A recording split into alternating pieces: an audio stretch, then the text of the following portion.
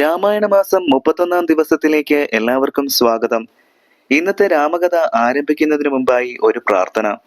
സർവ്വജഗത്തിനും നാഥനായ ശ്രീരാമചന്ദ്ര പ്രഭു, അങ്ങയുടെ ഈ കഥാമൃതം കേൾക്കുന്ന ഭക്തന് അങ്ങയുടെ അനുഗ്രഹവും കൃപയും എപ്പോഴും ഉണ്ടാകണമേ. നിങ്ങളുടെ ഹൃദയം ഭക്തിയാൽ നിറഞ്ഞതാണെങ്കിൽ താഴെ കമന്റിൽ ജയ് സീതാറാം എന്ന് തീർച്ചയായും എഴുതൂ. നിങ്ങൾ ഇതുവരെ ചാനൽ സബ്സ്ക്രൈബ് ചെയ്തിട്ടില്ല എങ്കിൽ ഭഗവാന്റെ കഥാമൃതം തുടർന്നും കേൾക്കുവാനായി സബ്സ്ക്രൈബ് ചെയ്യുമല്ലോ. പരമാനന്ദ സ്വരൂപനായ ഭഗവാന്റെ ആനന്ദപൂർണമായ ഇന്നത്തെ കഥായാത്ര നമുക്ക് ആരംഭിക്കാം. രാമൻ ലക്ഷ്മണനോട് പറഞ്ഞു, രാക്ഷസ ശ്രേഷ്ഠനായ വിഭീഷണന് ഞാൻ നൽകിയ രാജ്യത്തിലെത്തി അവന് രാജ്യാഭിഷേകം നടത്തുക. ഇത് കേട്ട കവിശ്രേഷ്ഠന്മാർ, ശേഷിച്ച രാക്ഷസന്മാർ എന്നിവരോടുകൂടി സമുദ്രജലം തുടങ്ങിയ തീർത്ഥങ്ങൾ സ്വർണ്ണക്കുടത്തിലെടുത്ത് പൂജിച്ച് വാദ്യഘോഷത്തോടെ കൊണ്ടുവന്ന് വിഭീഷണനെ അഭിഷേകം കഴിപ്പിച്ചു. ഭൂമിയും സൂര്യചന്ദ്രന്മാരും രാമകഥയും ഉള്ള കാലം വരെ വിഭീഷണൻ ലങ്കാധിപതിയായി വാഴട്ടെ എന്ന് അനുഗ്രഹിച്ചു. കിരീടം മുതലായ അലങ്കാരങ്ങൾ വിഭീഷണനെ അണിയിച്ചു. ദാനങ്ങൾ നടത്തി പൂജ്യനായ വിഭീഷണന് രാജ്യവാസികൾ ധാരാളം കാഴ്ചവസ്തുക്കൾ സമർപ്പിച്ചു. ഇതെല്ലാം എടുപ്പിച്ച് വിഭീഷണൻ ശ്രീരാമന്റെ കാൽക്കൽ കൊണ്ടുവച്ച് സന്തോഷപൂർവ്വം അഭിവാദ്യം ചെയ്തു. വിഭീഷണന്റെ സന്തോഷത്തിനു വേണ്ടി ശ്രീരാമൻ അതെല്ലാം സ്വീകരിച്ചു. തന്റെ മുമ്പിൽ വിനയത്തോടെ വന്ദിച്ചു നിൽക്കുന്ന സുഗ്രീവനെ സന്തോഷപൂർവ്വം ആലിംഗനം ചെയ്തുകൊണ്ട് ശ്രീരാമൻ അരുളി ചെയ്തു, നമുക്ക് ചിന്തിച്ചതെല്ലാം ലഭിച്ചു. നിന്റെ സഹായം കൊണ്ടാണ് ഞാൻ ഉത്സാഹത്തോടെ രാവണനെ വധിച്ചത്. വിഭീഷണനെ ലങ്കയിലെ രാജാവായി അഭിഷേകവും ചെയ്തു. അതിനുശേഷം ശ്രീരാമൻ ഹനുമാനോട് പറഞ്ഞു, നീ ലങ്കാപുരിയിൽ പോയി വിഭീഷണന്റെ അനുവാദത്തോടെ സീതയോട് രാവണവധം തുടങ്ങിയ കാര്യങ്ങളെല്ലാം അറിയിക്കണം. അത് കേൾക്കുമ്പോൾ അവൾക്കുണ്ടാകുന്ന ഭാവഭേദവും അവൾ പറയുന്ന വാക്കുകളും ശ്രദ്ധിച്ച് മനസ്സിലാക്കി എന്നോട് വന്ന് പറയണം. ഇത് കേട്ട് ഹനുമാൻ ലങ്കയിലെത്തി. രാക്ഷസന്മാർ ഹനുമാനെ സസന്തോഷം സ്വീകരിച്ച് സൽക്കരിച്ചു. സന്തുഷ്ടനായ ഹനുമാൻ ശ്രീരാമന്റെ പാദകമലങ്ങൾ ധ്യാനിച്ചിരിക്കുന്ന സീതാദേവിയെ നമസ്കരിച്ചു. സീതയുടെ മുഖപ്രസാദം കണ്ടിട്ട് ഹനുമാൻ എല്ലാ കാര്യവും പറയാൻ തുടങ്ങി. ലക്ഷ്മണൻ, വിഭീഷണൻ, സുഗ്രീവൻ, മറ്റു വാനരന്മാർ എന്നിവരോടുകൂടി നടത്തിയ യുദ്ധത്തിൽ ശ്രീരാമൻ രാവണനെ വധിച്ച് സന്തോഷത്തോടെ ഇരിക്കുന്നു. ഈ വിവരം ഭവതി അറിയിക്കാൻ സന്തുഷ്ടനായ ശ്രീരാമൻ എന്നെ അയച്ചിരിക്കുകയാണ്. ഹനുമാന്റെ വാക്കുകൾ കേട്ട സീതാദേവിക്കുണ്ടായ സന്തോഷം എത്രമാത്രമാണെന്ന് പറഞ്ഞറിയിക്കാൻ നിവർത്തിയില്ല. തൊണ്ടയിടറിക്കൊണ്ട് സീതാദേവി പറഞ്ഞു, വാനരശ്രേഷ്ഠ, ഞാൻ എന്താണ് പറയേണ്ടത്? നീ തന്നെ പറയൂ. ഭർത്താവിനെ കാണാനുള്ള വഴി എന്താണ്? എത്ര കാലം ദുഃഖത്തോടെ ഞാൻ കഴിയണം? അദ്ദേഹത്തെ എത്രയും നേരത്തെ കാണാനുള്ള അവസരം ഉണ്ടാകണം. ഇനിയും കാത്തിരിക്കാൻ എനിക്ക് ധൈര്യമില്ല. സീത പറഞ്ഞ കാര്യങ്ങളെല്ലാം ഹനുമാൻ ചെന്ന് ശ്രീരാമനെ അറിയിച്ചു. അല്പസമയം ചിന്തിച്ചിട്ട് ശ്രീരാമൻ സസന്തോഷം വിഭീഷണനോട് പറഞ്ഞു, നീ വേഗം പോയി സീതയെ ഇവിടെ വരുത്തുക. എന്നെ കാണാഞ്ഞതുകൊണ്ട് ദുഃഖമുണ്ടത്രേ. കുളിപ്പിച്ച് ദിവ്യവസ്ത്രങ്ങളും ആഭരണങ്ങളും അണിയിച്ച് സുഗന്ധദ്രവ്യങ്ങൾ പൂശി മനോഹരമായ പല്ലക്കിലേറ്റി വേഗം എന്റെ മുമ്പിലെത്തിക്കുക. ഹനുമാനോടൊത്ത് വിഭീഷണൻ അശോകവനികയിലെത്തി വൃദ്ധ സ്ത്രീകളെ കൊണ്ട് സീതയെ കുളിപ്പിച്ച് അണിയിച്ചൊരുക്കി പല്ലക്കിലേറ്റി ആഘോഷപൂർവ്വം കൊണ്ടുവന്നപ്പോൾ സീതയെ കാണാൻ വാനരന്മാർ തിക്കിത്തിരക്കി ബഹളമുണ്ടാക്കി. തിരക്കൊഴിവാക്കാൻ ചൂരൽ വടി കയ്യിലേന്തിയ നിയമപാലകർ അവരെ ആട്ടിയകറ്റി. ഇത് കണ്ട് കരുണാമയനായ ശ്രീരാമൻ വിഭീഷണനോട് പറഞ്ഞു, എന്തടോ, വാനരന്മാരെ ഉപദ്രവിക്കാൻ ഞാൻ പറഞ്ഞോ? ഇവർ ജാനകി ദേവിയെ കണ്ടാൽ എന്ത് ദോഷമാണുള്ളത്? പറയൂ. മക്കൾ അമ്മയെ ചെന്ന് കാണുന്നത് പോലെ ഇവരെല്ലാം സീതാദേവിയെ കാണട്ടെ. സീത നടന്ന് എന്റെ മുമ്പിൽ വരട്ടെ. അതിലെന്താണ് ദോഷം? ഒരു പ്രത്യേക കാര്യത്തിനു വേണ്ടി മുമ്പ് നിർമ്മിക്കപ്പെട്ട മായാസീതയുടെ മനോഹരമായ രൂപം കണ്ട് കുപിതനായ ശ്രീരാമൻ ഇങ്ങനെ കുറ്റപ്പെടുത്തുന്ന തരത്തിലുള്ള പല വാക്കുകളും പറഞ്ഞു.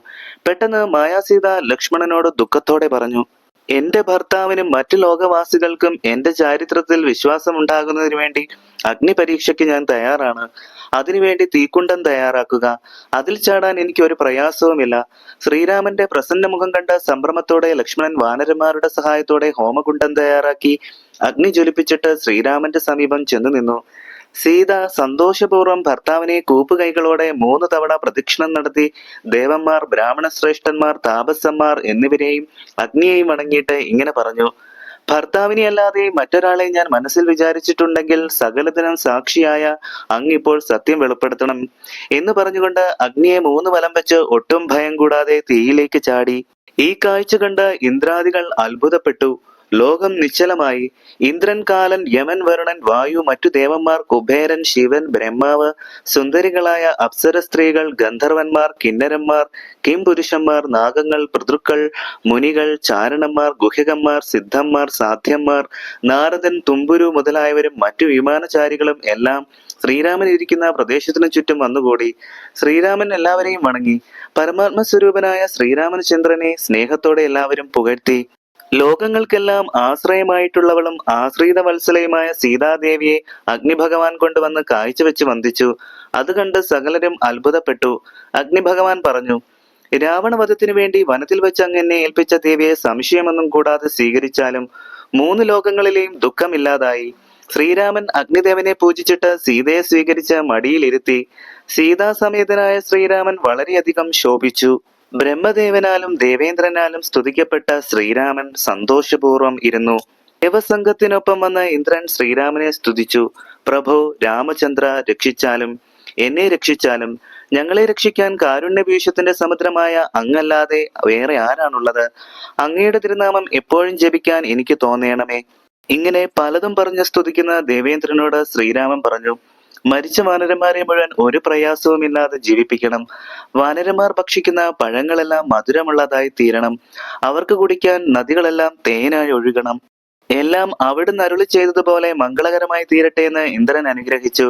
മരിച്ച വാനരന്മാർ നന്നായി ഉറങ്ങി എഴുന്നേറ്റവരെ പോലെ എഴുന്നേറ്റ് ശ്രീരാമനെ വണങ്ങി. അപ്പോൾ കൈലാസനാഥനായ ശ്രീ പരമേശ്വരൻ ശ്രീരാമചന്ദ്രനോട് പറഞ്ഞു, അങ്ങയുടെ പിതാവായ ദശരഥൻ അങ്ങയെ കാണാൻ ഇതാ വന്നിരിക്കുന്നു. പോയി വന്ദിക്കൂ. അത് കേട്ട ശ്രീരാമൻ സംഭ്രമത്തോടെ ചെന്ന് അച്ഛനെ വണങ്ങി. ലക്ഷ്മണനും ദശരഥനെ വണങ്ങി. മനുഷ്യരൂപത്തിൽ അവതരിച്ചിരിക്കുന്ന പരമപുരുഷനായ ശ്രീരാമചന്ദ്രനെ ദശരഥൻ മുറുകെ പുണർന്ന് ശിരസിൽ ചുംബിച്ചു. ലക്ഷ്മണനെയും സീതയെയും ആലിംഗനം ചെയ്തു. ആനന്ദമഗ്നയായ ദശരഥൻ ജ്ഞാനസ്വരൂപനായ ശ്രീരാമനോട് പറഞ്ഞു, എന്റെ മകനായി പിറന്ന നിർമ്മലമൂർത്തി, അങ്ങേ ഇന്നാണ് ഞാൻ മനസ്സിലാക്കിയത്. എന്റെ ജനന മരണാദി ദുഃഖങ്ങളെല്ലാം തീർന്നു. പാപനാശകനായ കാരുണ്യമൂർത്തി, അങ്ങയുടെ മഹാമായ ഇനി എന്നെ മോഹിപ്പിക്കരുതേ. പിതാവിന്റെ വാക്കുകൾ കേട്ട് ശ്രീരാമൻ സന്തോഷത്തോടെ അദ്ദേഹത്തെ യാത്രയാക്കി. ഇന്ദ്രാദി ദേവകളോടൊന്നിച്ച് ദശരഥൻ അമരാവതിയിലേക്ക് പോയി. ശ്രീരാമനെ വന്ദിച്ച് അദ്ദേഹത്തോട് യാത്ര പറഞ്ഞ ബ്രഹ്മാവ് സത്യലോകത്തിലേക്ക് തിരിച്ചു. ശ്രീപാർവതിയുമൊത്ത് ശ്രീ പരമേശ്വരൻ വൃഷഭാരൂഢനായി സന്തോഷത്തോടെ മടങ്ങിപ്പോയി. ശ്രീരാമന്റെ അനുമതിയോടെ നാരദൻ തുടങ്ങിയ മഹാമുനിമാരും പങ്കജാക്ഷനെ വാഴ്ത്തിക്കൊണ്ട് ആകാശചാരികളും തിരിച്ചുപോയി. പിന്നീട് വിഭീഷണൻ ശ്രീരാമനെ വണങ്ങിയിട്ട് പറഞ്ഞു, അങ്ങയുടെ ദാസനായ എന്നെക്കുറിച്ച് അല്പമെങ്കിലും വാത്സല്യമുണ്ടെങ്കിൽ ലക്ഷ്മി ദേവിയായ സീതയോടൊപ്പം സസന്തോഷം മംഗലസ്നാനം നടത്തണം. അനന്തരം ഇവിടെ നടക്കുന്ന ആഘോഷപൂർവമായ വിരുന്നിലും പങ്കെടുത്ത് നാളെ വേണമെങ്കിൽ അയോധ്യയിലേക്ക് തിരികെ എഴുന്നള്ളാം. ഇത് കേട്ട് ശ്രീരാമൻ പറഞ്ഞു, എന്റെ അനുജനായ ഭരതൻ സഹോദരനായ ശത്രുഘ്നനോടൊത്ത് ആദിയോടെ എന്നെ കാത്തിരിക്കുന്നുണ്ട്. അവനോടൊന്നിച്ചല്ലാതെ ഞാൻ ആഘോഷങ്ങളിലൊന്നും പങ്കെടുക്കുകയില്ല.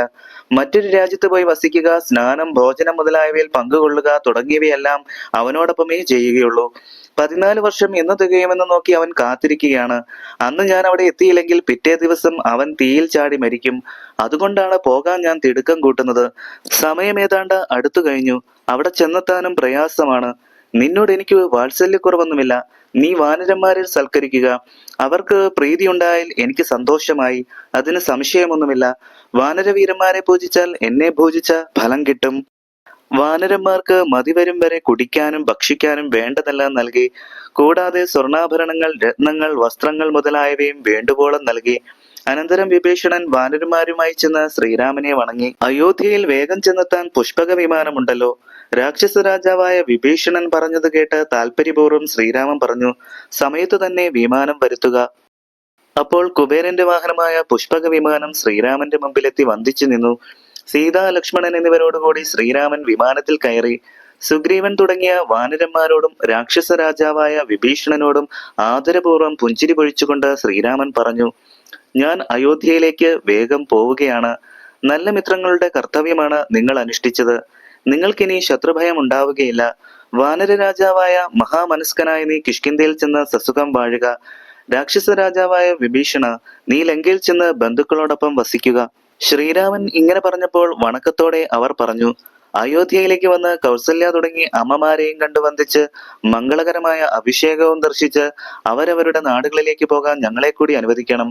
അപ്രകാരമായാലേ ഞങ്ങളുടെ മനോവിഷമം തീരൂ. ശ്രീരാമൻ പറഞ്ഞു, അതുതന്നെയാണ് എന്റെയും ആഗ്രഹം. നിങ്ങൾക്കും അപ്രകാരം തോന്നിയത് അത്ഭുതം തന്നെ. അങ്ങനെയായാൽ സുഹൃത്തുക്കളെ വേർപിരിയുന്നത് കൊണ്ടുള്ള ദുഃഖം ഇപ്പോൾ ആർക്കും ഉണ്ടാകേണ്ട. എങ്കിൽ വന്ന് വിമാനം കയറുക. ശ്രീരാമന്റെ ആജ്ഞ അനുസരിച്ച് സേനാസമേതം വിഭീഷണനും വാനരന്മാരോടുകൂടി സുഗ്രീവനും വിമാനത്തിൽ കയറി. ദുഃഖനാശകനായ ശ്രീരാമന്റെ അനുവാദത്തോടെ അരയന്നത്തെ പോലെ പുഷ്പക വിമാനം പറന്നുയർന്നു. വിഭീഷണൻ, സുഗ്രീവൻ, ലക്ഷ്മണൻ, സീത എന്നിവരോട് കൂടിയ ശ്രീരാമനാൽ ശോഭിതമായ കുബേരന്റെ വാഹനമായ ആ പുഷ്പക വിമാനം ആകാശത്തിൽ സൂര്യബിംബം പോലെ മനോഹരമായി കാണപ്പെട്ടു. സീതയെ മടിത്തട്ടിലിരുത്തിക്കൊണ്ട് ശ്രീരാമൻ നാലുപാടും നോക്കി ഇങ്ങനെ പറഞ്ഞു: വല്ലഭേ ജനകാത്മജേ, കേൾക്കൂ. ത്രികൂട പർവ്വതത്തിന്റെ കൊടുമുടിയിൽ സ്ഥിതി ചെയ്യുന്ന ലങ്കാപുരം നോക്കൂ. അതാ അവിടെയാണ് ചളി പോലെ കുഴഞ്ഞ ചോരയും അസ്ഥി, മാംസം എന്നിവയും നിറഞ്ഞ ഭയങ്കരമായ പോർക്കളം. ഇവിടെ വച്ചാണ് രാക്ഷസന്മാരും വാനരന്മാരും തമ്മിൽ ഘോരസമരം നടന്നത്. നീ നിമിത്തം എന്റെ ശരമേറ്റ് രാവണൻ മരിച്ചു വീണത് ഇവിടെയാണ്. കുംഭകർണനും മകരാക്ഷനും എന്റെ അമ്പുകൊണ്ട് മരിച്ചതും ഇവിടെ വച്ച് തന്നെ. ലക്ഷ്മണന്റെ അമ്പേറ്റ് ഇന്ദ്രജിത്തും അതികായനും വീണ് മരിച്ച സ്ഥലവും ഇതാണ്. മറ്റുള്ള രാക്ഷസന്മാരെ വാനരന്മാർ കൊന്നതും ഇവിടെ വച്ചാണ്. ഇതാ കാണടോ, കടലിൽ ചിറകെട്ടിയിരിക്കുന്നത്. ഈ സേതു നിർമ്മിച്ചിരിക്കുന്നത് നീ കാരണമാണ്. 3 ലോകങ്ങളും പൂജിക്കുന്ന ഈ സേതു 5 മഹാപാപങ്ങളെയും നശിപ്പിക്കുന്ന പുണ്യതീർത്ഥമാണ്. ഇത് കണ്ടാൽ പോലും പാപങ്ങൾ നശിക്കും. അതിനപ്പുറമായി കാണുന്നത് രാമേശ്വരമാണ്. ഇവിടെ ഞാൻ പ്രതിഷ്ഠിച്ചിട്ടുള്ള പന്നകഭൂഷണനായ ശ്രീ പരമേശ്വരനെ വണങ്ങുക. ഉത്തമനായ വിഭീഷണൻ ഇവിടെ വന്നാണ് എന്നെ ശരണം പ്രാപിച്ചത്. നോക്കൂ, മുന്നിൽ കാണുന്നത് കിഷ്കിന്ധ എന്ന വാനര നഗരമാണ്. ഭർത്താവ് പറഞ്ഞ മനോഹരമായ വാക്കുകൾ കേട്ടിട്ട് സീതാദേവി ഇങ്ങനെ അപേക്ഷിച്ചു: താര മുതലായ വാനരസുന്ദരിമാരെ കണ്ട് അവരെ കൂടി നമുക്ക് കൂട്ടിക്കൊണ്ടുപോയാൽ അയോധ്യ നിവാസികൾക്ക് വളരെ കൗതുകമുണ്ടാകും. വാനരവീരന്മാർ കുറച്ചുനാളായി ഭാര്യമാരെ പിരിഞ്ഞിരിക്കുകയാണല്ലോ. ഈ 3 ലോകത്തിലും എന്നെ പോലെ ഭർത്തൃവിരഹ ദുഃഖം അറിഞ്ഞിട്ടുള്ളവർ ആരുണ്ട്? അതുകൊണ്ട് ഇവരുടെ ഭാര്യമാരെ കൂടി കൂട്ടി ഇന്ന് നമുക്ക് കൂട്ടിക്കൊണ്ടുപോകാം. ത്രൈലോക്യനാഥനായ ശ്രീരാമന്റെ അഭിപ്രായം മനസ്സിലാക്കി വിമാനം പതുക്കെ പതുക്കെ ഭൂമിയിലേക്ക് താഴുന്നത് കണ്ട് ശ്രീരാമൻ അരുളി ചെയ്തു: വാനരവീരന്മാരെ, നിങ്ങൾ എല്ലാവരും പോയി അവരവരുടെ ഭാര്യമാരെ വേഗം വിളിച്ചു വരുത്തുവിൻ. വാനരവീരന്മാർ അത് കേട്ടിട്ട് വളരെ സന്തോഷപൂർവ്വം കിഷ്കിന്ധയിലെത്തി താങ്കളുടെ ഭാര്യമാരെ കൂട്ടിക്കൊണ്ടുവന്ന് വിമാനത്തിൽ കയറ്റി. പിന്നാലെ വാനരന്മാരും കയറി. പൂമകളായ സീതാദേവി, താര, രുമ തുടങ്ങിയ വാനര സ്ത്രീകളെ നോട്ടം, സംഭാഷണം, പുഞ്ചിരി, ഗാഢാലിംഗനം, പുരികത്തിന്റെ ചലനം മുതലായവയോടെ സസന്തോഷം സ്വീകരിച്ചു. വിമാനമുടനെ യാത്ര തുടർന്നു. സർവജഗത്തിന്റെയും നാഥനായ ശ്രീരാമൻ പരമാനന്ദത്തോടെ സീതയോട് പറഞ്ഞു: ദേവി, വളരെ പൊക്കമുള്ളതും മനോഹരവും വിചിത്രവുമായ ഋഷ്യമൂകാചലം കാണുക. ഇവിടെ വച്ചാണ് ഞാൻ ബാലിയെ വധിച്ചത്. സുന്ദരി, നാം വസിച്ചിരുന്ന പഞ്ചവടിയാണ് ഈ കാണുന്നത്. ഇത് അഗസ്ത്യാശ്രമമാണ്. അതും ഈ കാണുന്ന സുധീഷ്ണാശ്രമം വന്ദിക്കുക. പണ്ട് നാം വസിച്ചിരുന്ന ചിത്രകൂടാചലമാണിത്. നാം ഭരതനെ കണ്ടത് ഇവിടെ വച്ചാണ്. ഭദ്രേ, ഇനി യമുനാ തടത്തിൽ ശോഭിക്കുന്ന പാവനമായ ഭരദ്വാജാശ്രമം കാണുക. അതിനപ്പുറം ഗംഗാനദി നോക്കുക. അതിനപ്പുറം കാണുന്നത് ഗുഹൻ വാഴുന്ന ശൃംഗിവേരപുരമാണ്. പിന്നെ കാണുന്നത് സരയൂ നദിയാണ്.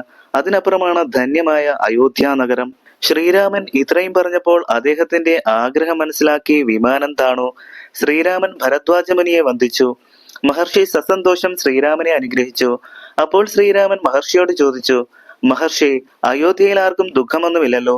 അമ്മമാർക്കും ആചാര്യന്മാർക്കും സഹോദരന്മാർക്കും സുഖമല്ലേ? അത് കേട്ട മഹർഷി പറഞ്ഞു: അയോധ്യയിൽ ആർക്കും ഒരു തരത്തിലുള്ള ദുഃഖവുമില്ല. ഭരതനും ശത്രുഘ്നനും എല്ലാ ദിവസവും ശുദ്ധിയോടെ ഫലമൂലാദികൾ മാത്രം ഭക്ഷിച്ച് ജടയും മരവുരിയും ധരിച്ച് ഭക്തിയോടെ സത്യസ്വരൂപനായ നിന്നെയും പ്രതീക്ഷിച്ചു കഴിയുന്നു. സിംഹാസനത്തിൽ നിന്റെ പാതുകം വെച്ച് പുഷ്പാർച്ചന നടത്തി മോഹങ്ങളെല്ലാം ഉപേക്ഷിച്ച് സകല കർമ്മങ്ങളും അതിൽ സമർപ്പിച്ച് എല്ലാവർക്കും സമ്മതരായി വസിക്കുന്നു. ജ്ഞാനസ്വരൂപനായ പ്രഭു, നിന്റെ അനുഗ്രഹം കൊണ്ട് എല്ലാ കാര്യവും ഞാൻ മനസ്സിലാക്കിയിട്ടുണ്ട്. സീതാപഹരണം, സുഗ്രീവ സഖ്യം, രാക്ഷസവധം, യുദ്ധരീതികൾ, ഹനുമാന്റെ യുദ്ധപരാക്രമം ഇതെല്ലാം ഞാൻ ഉൾക്കണ്ണുകൊണ്ട് കണ്ടു. അങ്ങ് ആദ്യമധ്യാന്തങ്ങളില്ലാതെ അതിരുകളൊന്നുമില്ലാത്ത സാക്ഷാൽ പരബ്രഹ്മമാണ്. അങ്ങ് മോക്ഷപ്രദനും നാരായണനുമായ സാക്ഷാൽ മഹാവിഷ്ണുവാണ്. സീതാദേവി ലക്ഷ്മി ഭഗവതിയും ലക്ഷ്മണൻ അനന്തനുമത്രേ. ഇന്ന് അവിടുത്തെ പാദസ്പർശം കൊണ്ട് എന്റെ ആശ്രമം ശുദ്ധമാക്കണം. മുനിയുടെ കർണാമൃതമായ വാക്കുകൾ കേട്ട് ശ്രീരാമൻ പർണശാലയ്ക്കകത്ത് പ്രവേശിച്ചു. മഹർഷി ശ്രീരാമനെയും സീതയെയും ലക്ഷ്മണനെയും പൂജിച്ചു. മുനിയുടെ സൽക്കാരം ശ്രീരാമനെ സന്തുഷ്ടനാക്കി. അനന്തരം ശ്രീരാമൻ ഹനുമാനോട് പറഞ്ഞു: നീ അയോധ്യയിൽ പോയി ഭരതനെ കണ്ട് വിശേഷങ്ങളെല്ലാം അറിഞ്ഞു വരണം. എന്റെ വൃത്താന്തമെല്ലാം ഒന്നൊഴിയാതെ ഭരതനോട് പറയണം. പോകുന്ന വഴിക്ക് ഗുഹനെ കണ്ട് രഹസ്യമായി വിവരങ്ങൾ അറിയിക്കണം. ഹനുമാൻ മനുഷ്യവേഷം ധരിച്ച് ഗുഹനെ കണ്ട് ശ്രീരാമന്റെ വിവരങ്ങളെല്ലാം അറിയിച്ചു. അനന്തരം വേഗം നന്ദിഗ്രാമത്തിലെത്തി ഭക്തനായ ഭരതനെ കണ്ടു വണങ്ങി. സിംഹാസനത്തിൽ ശ്രീരാമന്റെ പാതുകം വെച്ച് ഭജിച്ച് സദാ ശ്രീരാമനെ ധ്യാനിച്ച് ശുദ്ധനായി ജടയും മരവുരിയും ധരിച്ച് ഫലമൂലങ്ങൾ ഭക്ഷിച്ച് കൃഷ്യശരീരനായി കഴിയുന്ന ഭരതനോട് ഹനുമാന് വളരെ ബഹുമാനം തോന്നി. ഇത്ര ഭക്തിയുള്ളവർ ലോകത്ത് വേറെയില്ല എന്ന് വിചാരിച്ച് ഭരതനെ വണങ്ങി വിനയത്തോടെ മധുരമായി ഇങ്ങനെ പറഞ്ഞു: അല്പസമയത്തിനകം നിനക്ക് ജ്യേഷ്ഠനെ മുന്നിൽ കാണാം. സീത, ലക്ഷ്മണൻ, വാനര സൈന്യം, സുഗ്രീവൻ, വിഭീഷണൻ, രാക്ഷസപ്പട എന്നിവരോടൊത്ത് ദയാപരനായ അദ്ദേഹം ഉടനെ ഇവിടെ പുഷ്പക വിമാനത്തിൽ വന്നിറങ്ങും. രാവണനെ വധിച്ച സീതാദേവിയെ വീണ്ടെടുത്ത് ദേവന്മാരാൽ വന്ദിതനായ ശ്രീരാമനെ കണ്ടു വണങ്ങി ദുഃഖമെല്ലാം തീർന്ന് ഇനി നിനക്ക് വളരെ കാലം വസിക്കാം.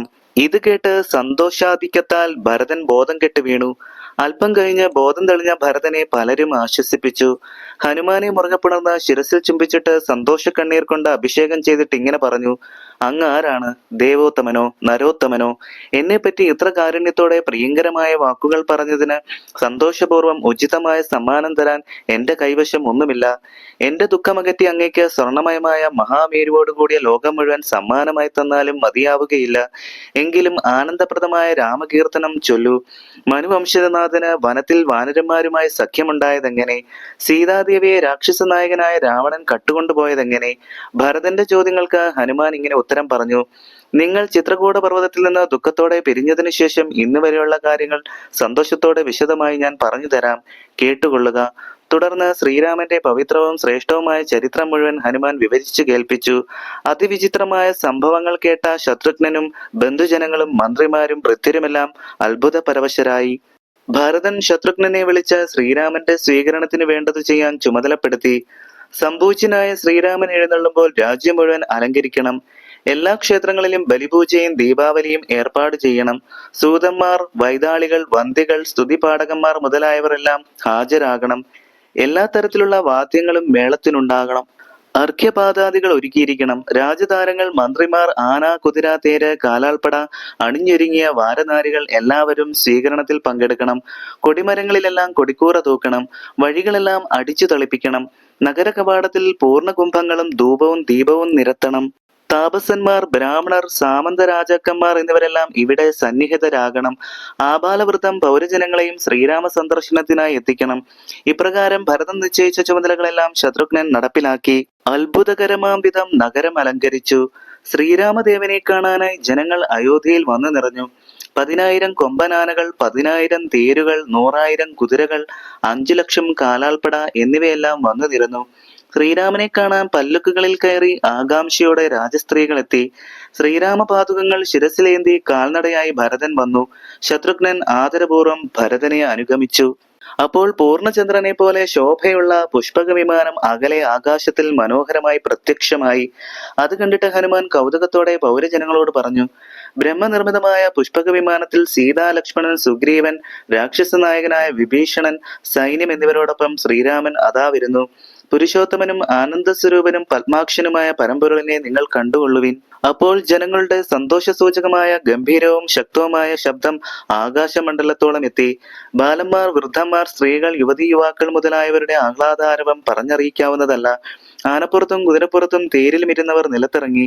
മനോഹരമായ പുഷ്പക വിമാനത്തിന്റെ മുൻഭാഗത്തിരുന്ന ജഗൽകാരണബോധനായ ശ്രീരാമനെ കണ്ട ഭരതൻ മേരുപർവ്വതത്തിന്റെ മുകളിൽ ശോഭയോടെ ഉദിച്ചുയർന്ന സൂര്യനെ കണ്ട പോലെ ആദരപൂർവ്വം വണങ്ങി. ചിൽപുരുഷനായ ശ്രീരാമന്റെ ആജ്ഞ അനുസരിച്ച് വിമാനം പതുക്കെ താണു. ആനന്ദബാഷ്പം ചൊരിഞ്ഞുകൊണ്ട് ഭരതനും ശത്രുഘ്നോടൊന്നിച്ച് വിമാനത്തിൽ കയറി. തന്റെ പാദത്തിൽ വീണ് നമസ്കരിച്ച അനുജന്മാരെ ശ്രീരാമൻ മടിയിൽ പിടിച്ചിരുത്തി. വളരെ കാലത്തിനു ശേഷം കണ്ട സഹോദരന്മാരെ മുറുകെ പുണർന്ന് തഴുകി. ധാരയായി പ്രവഹിച്ച ആനന്ദ കണ്ണീർ അവരുടെ ശിരസിൽ ചൊരിഞ്ഞു. ഇങ്ങനെ വാത്സല്യപൂർവ്വം ചൊരിഞ്ഞുകൊണ്ടിരിക്കുന്നതിനിടയിൽ ലക്ഷ്മണൻ ഭരതന്റെ പാദ നമസ്കാരം ഭക്തിപൂർവ്വം നടത്തി. ശത്രുഘ്നൻ ലക്ഷ്മണന്റെ കാൽ തൊട്ട് വന്ദിച്ചു. ഭരതനും ശത്രുഘ്നനും സീതാദേവിയുടെ പാദത്തിൽ വീണു വണങ്ങി.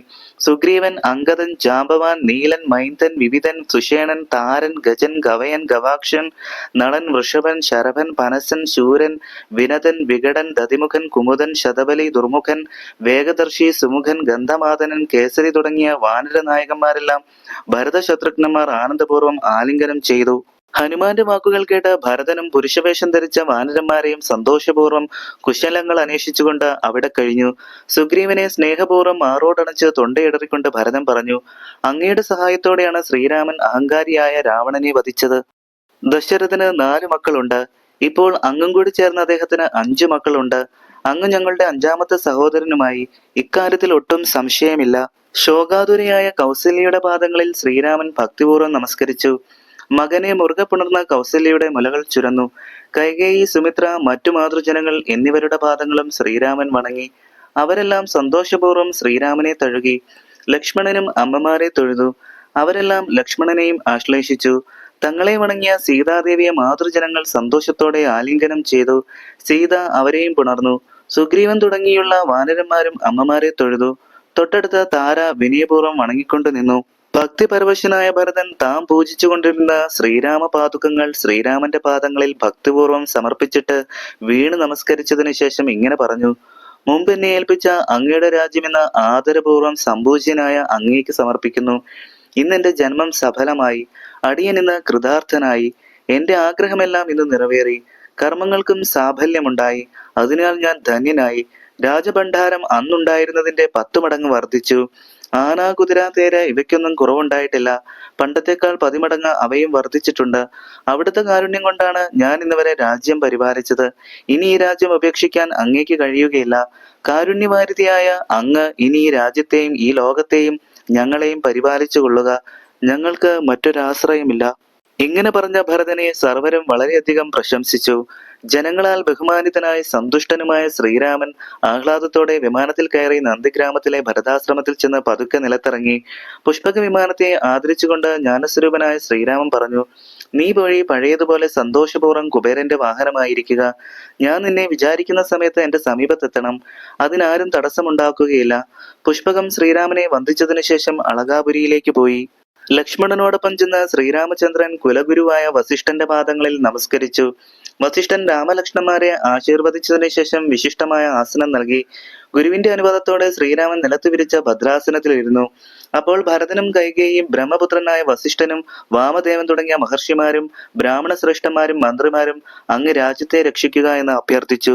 അപ്പോൾ നിർമ്മല സ്വരൂപനും ആത്മരാമനും ഈശ്വരനും ജനന മരണാദികളില്ലാത്തവനും നിർമ്മലനും നിത്യനും നിരുപമനും അദ്വയനും നിർമ്മമനും നിഷ്കളങ്കനും നിർഗുണനും അവ്യയനും ചിന്മയനും ചരാചരങ്ങളുടെ ഉള്ളിൽ വസിക്കുന്നവനും സത്യസ്വരൂപനും സനാതനനും തന്റെ മഹാമായ കൊണ്ട് സർവ്വലോകങ്ങളും സൃഷ്ടിച്ചു രക്ഷിച്ചു സംഹരിക്കുന്നവനുമായ ശ്രീരാമൻ ഇപ്രകാരം പറഞ്ഞു: നിങ്ങൾ ആർക്കും ദുഃഖം വേണ്ട. ഞാൻ അയോധ്യാധിപതിയാകാം. അതിനു വേണ്ടതെല്ലാം ഒരുക്കിക്കൊള്ളുക. ശ്രീരാമന്റെ അനുമതി ലഭിച്ചപ്പോൾ ശത്രുഘ്നൻ സന്തോഷത്താൽ കണ്ണീരൊഴുക്കിക്കൊണ്ട് ക്ഷുരകന്മാരെ വരുത്തി. എല്ലാവരും അഭിഷേകത്തിനു വേണ്ടതെല്ലാം സസന്തോഷം സംഭരിക്കുവാൻ തുടങ്ങി. ലക്ഷ്മണനും ഭരതനും വിഭീഷണനും സുഗ്രീവനും ജടക്കെട്ടുകളെല്ലാം മുറിച്ചു മാറ്റി.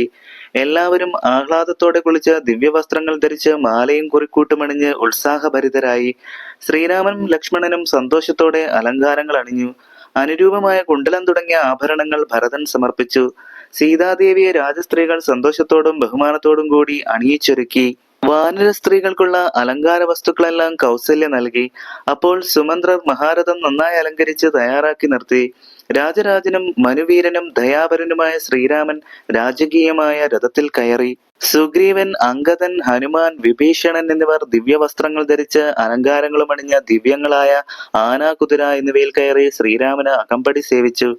സീത, സുഗ്രീവ പത്നിമാർ, വാനര സ്ത്രീകൾ എന്നിവർ മറ്റു വാഹനങ്ങളിൽ കയറി സൈന്യം, ശംഖനാദം, ഗംഭീരവാദ്യഘോഷങ്ങൾ എന്നിവയുടെ അകമ്പടിയോടെ പിന്നിൽ സഞ്ചരിച്ചു. ശ്രീരാമൻ കയറിയ തേര് തെളിച്ചത് ഭരതനായിരുന്നു. വെഞ്ചാമരം വീശിയത് വിഭീഷണനും വെൺകൊറ്റക്കുട പിടിച്ചത് ശത്രുഘ്നനും ആലവട്ടം വീശിയത് ലക്ഷ്മണനുമായിരുന്നു. മനുഷ്യവേഷം ധരിച്ച 10,000 വാനര നായകന്മാർ ആനപ്പുറത്ത് കയറി അകമ്പടി സേവിച്ചു. ശ്രീരാമന്റെ എഴുന്നള്ളത്ത് കാണാനായി സ്ത്രീകൾ മാളികകളിൽ കയറി. കണ്ണിന് ആനന്ദം പകരുന്ന പുണ്യപുരുഷനായ ശ്രീരാമനെ കണ്ടിട്ട് സ്ത്രീകൾ വീട്ടുകാര്യങ്ങൾ മറന്ന് മോഹപരവശരായി നിന്നുപോയി. ശ്രീരാമൻ മെല്ലെ മെല്ലെ ഇന്ദ്രതുല്യമായ പിതൃഗൃഹത്തിലെത്തി. അമ്മയെയും മറ്റു പിതൃപത്നിമാരെയും വണങ്ങി. അനന്തരം ഭരതനോട് പറഞ്ഞു: സുഗ്രീവനും വിഭീഷണനും വാനര നായകന്മാർക്കും സുഖമായി താമസിക്കുന്നതിന് വെവ്വേറെ ഗൃഹങ്ങൾ വേഗം ഏർപ്പാട് ചെയ്ത് അവരെയെല്ലാം യഥോചിതം പാർപ്പിക്കുക. അതനുസരിച്ച് ഭരതൻ എല്ലാവർക്കും വീടുകൾ ഏർപ്പാട് ചെയ്തു. അനന്തരം ഭരതൻ സുഗ്രീവനോട് പറഞ്ഞു: അംഗദാദികളുടെ സഹായത്തോടു കൂടി നീ ഇപ്പോൾ തന്നെ ജ്യേഷ്ഠന്റെ അഭിഷേക കർമ്മം മംഗളകരമായി വിധിപ്രകാരം നടത്തണം. അഭിഷേകത്തിനു വേണ്ടി 4 സമുദ്രങ്ങളിൽ നിന്നും തീർത്ഥം ഉടനെ വരുത്തുക. അതാണ് ആദ്യം ചെയ്യേണ്ടത്. ജാമ്പവാൻ, ഹനുമാൻ, അംഗദൻ, സുഷേണൻ എന്നിവർ പോയി സ്വർണ്ണ കലശങ്ങളിൽ തീർത്ഥജലം നിറച്ച് ചന്ദനമരത്തിന്റെ ഇല കൊണ്ട് വായ്കെട്ടി ഉടനെ കൊണ്ടുവരിക. അവർ പോയി അതെല്ലാം വേഗം കൊണ്ടുവന്നു. പുണ്യനദികളിലെയും പുഷ്കര മുതലായ മറ്റു തീർത്ഥങ്ങളിലെയും ജലവും എത്തിച്ചു. അഭിഷേകത്തിനുള്ള മറ്റു പദാർത്ഥങ്ങൾ വാനരന്മാർ സംഭരിച്ചു. ശത്രുഘ്നനും മന്ത്രിമാരും ചേർന്ന് അഭിഷേകത്തിന് വേണ്ട നെയ്, പാൽ മുതലായ ശുദ്ധമായ പദാർത്ഥങ്ങൾ ശേഖരിച്ചു. രത്നസിംഹാസനത്തിൽ ശ്രീരാമനെയും അദ്ദേഹത്തിന് ഇടതുഭാഗത്തായി സീതാദേവിയെയും ഇരുത്തി വാമദേവൻ, ജാബാലി, ഗൗതമൻ, വാൽമീകി എന്നീ മഹർഷിമാരോടൊത്ത് കുലഗുരുവായ വസിഷ്ഠൻ ബ്രാഹ്മണ ശ്രേഷ്ഠന്മാരുടെ സഹായത്തോടെ ശ്രീരാമചന്ദ്രന് അഭിഷേകം നടത്തി. 1008 സ്വർണ്ണക്കുടങ്ങൾ വെച്ച വിധിപ്രകാരം വൈദികർ വേദമന്ത്രങ്ങൾ ജപിച്ചു. വിഭീഷണനും സുഗ്രീവനും രത്നക്കൈപ്പിടിയുള്ള വെഞ്ചാമരം വീശി. ശത്രുഘ്നൻ വെൺകൊറ്റക്കുട പിടിച്ചു. സാമന്തരായ ക്ഷത്രിയ രാജാക്കന്മാർ ഉപചാരങ്ങൾ ചെയ്തു. ലോകപാലകന്മാർ, ഉപദേവതകൾ എന്നിവർ ആകാശത്തുനിന്ന് ശ്രീരാമനെ സ്തുതിച്ചു. ദേവേന്ദ്രൻ വായുഭഗവാൻ വശം ശ്രീരാമനൊരു ദിവ്യഹാരം കൊടുത്തയച്ചു. സർവരത്നങ്ങളാലും ഉജ്ജ്വലപ്രഭയുള്ള മാല ശ്രീരാമൻ ധരിച്ചു. ഗന്ധർവന്മാർ, യക്ഷന്മാർ, അപ്സരസുകൾ എന്നിവർ ശ്രീരാമനെ സ്തുതിച്ചു. ദേവന്മാർ പൂർണ്ണഭക്തിയോടെ പുഷ്പവൃഷ്ടി നടത്തി കാരുണ്യനിധിയായ ശ്രീരാമനെ ആദരിച്ചു. അപ്പോൾ പാർവതീദേവിയോടൊപ്പം ശ്രീപരമേശ്വരനും അവിടെ എത്തി ശ്രീരാമനെ സ്തുതിച്ചു. ശിവന്റെ സ്തുതിക്ക് ശേഷം ഇന്ദ്രനും ഭക്തിപൂർവം ശ്രീരാമചന്ദ്രനെ സ്തുതിച്ചു. അനന്തരം പിതൃക്കളും യക്ഷന്മാരും ഗന്ധർവന്മാരും കിന്നരന്മാരും കിംപുരുഷന്മാരും പരമപുരുഷനായ ശ്രീരാമനെ സ്തുതിച്ചു. അനന്തരം സിദ്ധന്മാർ, വിദ്യാധരന്മാർ, സുന്ദരികളായ അപ്സരസുകൾ, ചാരണന്മാർ, നാഗങ്ങൾ, മരുത്തുകൾ, തുമ്പുരു, നാരദൻ, ഗുഹികന്മാർ, ആകാശസഞ്ചാരികളായ മറ്റുള്ളവർ എന്നിവരെല്ലാം വ്യക്തമായ അക്ഷരങ്ങളുള്ള മനോഹര ഗീതങ്ങളാൽ വളരെ സന്തോഷത്തോടെ ഭഗവാനെ സ്തുതിച്ചു. അനന്തരം എല്ലാവരും ശ്രീരാമചന്ദ്രന്റെ അനുഗ്രഹത്താൽ ആഗ്രഹങ്ങൾ സഫലമായതിലുള്ള സന്തോഷത്തോടെ അവരവരുടെ ഭവനങ്ങളിലെത്തി താരകബ്രഹ്മത്തെ ധ്യാനിച്ച് ദുഃഖങ്ങളെല്ലാം അകന്ന് വസിച്ചു. പരബ്രഹ്മസ്വരൂപനും സീതാസമേതനും സൂര്യകോടി പ്രഭരുമായ ശ്രീരാമൻ സഹോദരന്മാർ, വാനരന്മാർ, താപസന്മാർ, രാക്ഷസന്മാർ, ബ്രാഹ്മണർ എന്നിവരാൽ പരിസേവിതനായി സിംഹാസനത്തിൽ ഇരിക്കുമ്പോൾ അഭിഷേക തീർത്ഥം കൊണ്ട് നനഞ്ഞതും ശ്യാമളകോമളവും സ്വർണത്തിന്റെ ശോഭയുള്ളതും ചന്ദ്രബിംബ സമാനമായ മുഖത്തോടു കൂടിയതും മനോഹരമായ നീണ്ട കൈകളുള്ളതും ചന്ദ്രിക പോലുള്ള പുഞ്ചിരി കൊണ്ട് ഉജ്ജ്വലമായതും ധ്യാനിക്കുന്നവർക്ക് അഭീഷ്ടങ്ങളെല്ലാം നൽകുന്നതുമായ ഭഗവാന്റെ രൂപം കണ്ട് എല്ലാവരും ആനന്ദിച്ചു. സർവലോകൈകനാഥനായ ശ്രീരാമന്റെ ഭരണകാലത്ത് സർവസസ്യങ്ങളെ കൊണ്ടും ഭൂമി സമ്പന്നമായി. എല്ലാ വീടുകളിലും ഉത്സവത്തിന്റെ പ്രതീതി അനുഭവപ്പെട്ടു. വൃക്ഷങ്ങളിൽ നല്ല സ്വാദുള്ള പഴങ്ങൾ ധാരാളമായി ഉണ്ടായി.